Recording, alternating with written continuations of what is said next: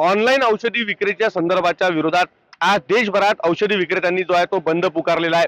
यवतमाळ जिल्ह्यामध्ये साधारणतः पाहिलं तर 2,500हून अधिक औषधी विक्रेत्यांनी जो आहे तो आज या ठिकाणी बंद पुकारलेला आहे।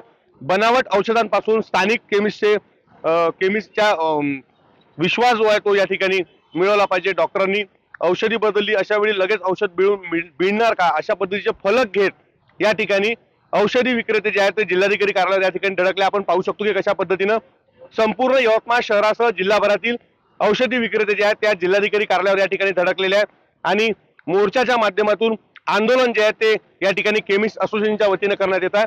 काय प्रमुख मागण्या आहेत आपण जाणून घेणार आहोत। सर, आंदोलन आज करतायत, 2,500हून औषधी विक्रेते आज संपात सहभागी झाले आहेत, काय सांगा?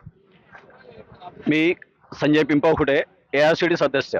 आज पूर्ण भारतात all India chemist and druggist असोसिएशनचा साधारण 12.5 लाख केमिस्ट या संपात सहभागी झालेले आहेत आणि आमच्या प्रमुख मागण्या जे ऑनलाईन औषधीमध्ये जी चुकीची औषधी आपल्या ग्राहकांपर्यंत पोहोचवतात त्याच्यासाठी जे कायदे बनवले होते गव्हर्नमेंटने, GSR 817 आणि GSR 220, हे जे कोविड काळात त्यांनी टेम्पररी लागू केलेले जे कायदे होते आणि त्याचा आजतागायत उपयोग चालू आहे। ज्या ऑनलाईन कंपनी त्याचा मिसयूज करतात आहे आणि त्यामार्फत चुकीची औषधी आपल्या ग्राहकांपर्यंत पोहोचत आहेत, ती सगळी औषधी थांबवण्यात यावी।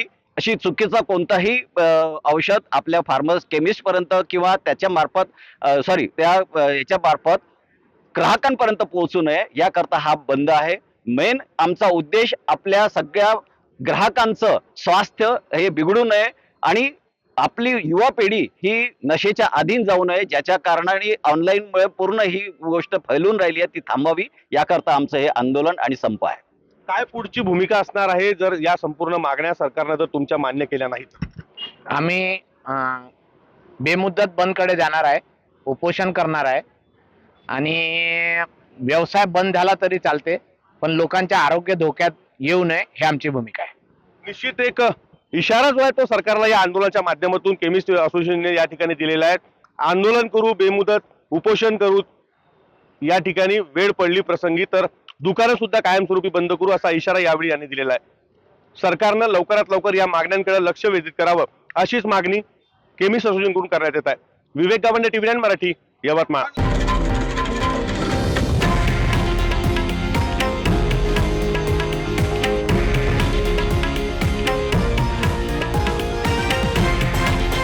हे आहे देशातील नंबर 1 न्यूज नेटवर्क आणि आपण पाहत आहात TV9 मराठी, एकमेव।